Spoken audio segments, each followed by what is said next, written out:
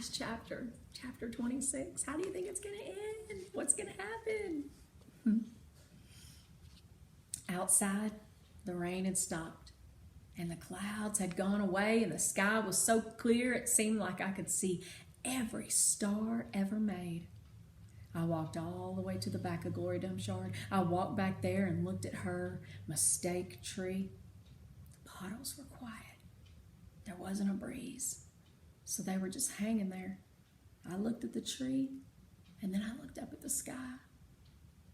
Mama, I said, just like she was standing right beside me. I know 10 things about you, and that's not enough. That's not near enough. But Daddy is going to tell me more. I know he will, now that he knows you're not coming back. He misses you, and I miss you.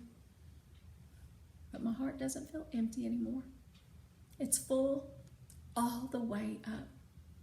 I'll still think about you, I promise, but probably not as much as I did this summer. That's what I said that night underneath Glory Dump's mistake tree.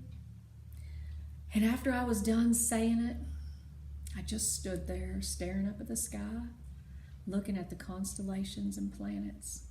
And then I remembered my own tree, the one that Gloria helped me plant. I hadn't looked at it for a long time. I went crawling around on my hands and knees searching for it. And when I found it, I was surprised at how much it had grown. It was still small. It still looked more like a plant than a tree. But the leaves and the branches felt real strong and good and right. And I was down there on my knees when I heard a voice say, "Are you praying?" I looked up. It was Dunlap. "No," I said, "I'm not praying. I'm thinking." He crossed his arms and looked down at me. "What about?" he asked. "All kinds of different things," I said. "I'm sorry that I called you and Stevie bald-headed babies." "That's all right," he said. "Gloria told me to come out here and get you. I told you she wasn't a witch." "I know it," he said. "I knew it all along. I was just teasing you."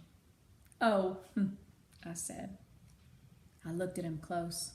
It was hard to see him good in the dark yard. "Ain't you ever going to stand up?" he asked. "Yeah," I said. And then he surprised me. He did something I never in a million years thought a Dewberry boy would do. He held out his hand to help me up, and I took it. I let him pull me to my feet. "I'll race you back to the house," Dunlop said, and he started to run. "Okay," I shouted, "but I'm warning you, I'm fast." We ran, and I beat him. I touched the corner of Gloria Dump's house right before he did. "You shouldn't be running around in the dark," said Amanda.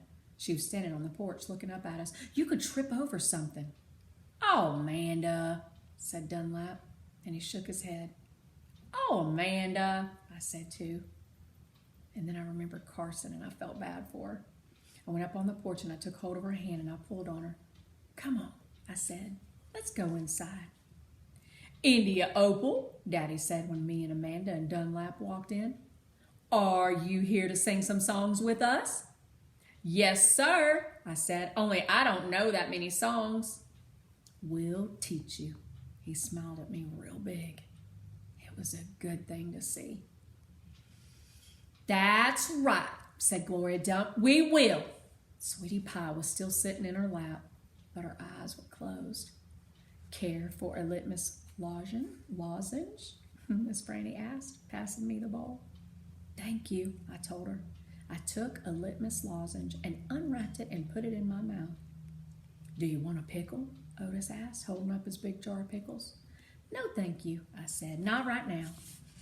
Winn-Dixie came out from underneath Gloria Dump's chair. He sat down next to me and leaned into me the same as I was leaning into my daddy.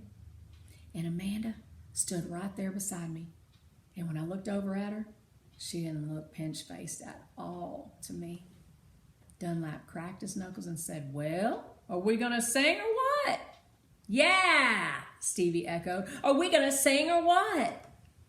"Let's sing," said Sweetie Pie, opening her eyes and sitting up straight.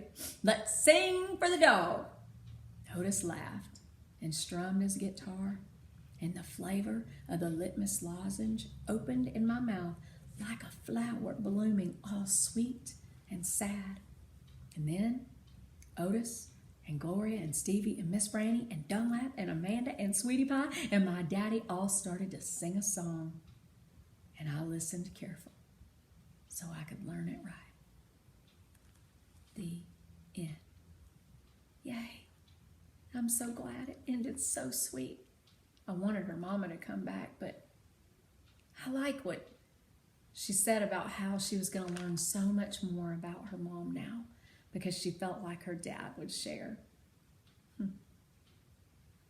Can you make any connections with this book? With Opal or Stevie and Dunlap?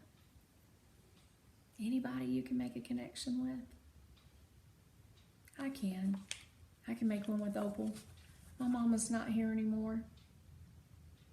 She just passed away a few years ago, but it's still not easy not having my mama here to talk to when I need her. But it's okay. I think I did a good job loving her while she was here. I could have done better, but I did a good job. Love the people you're with.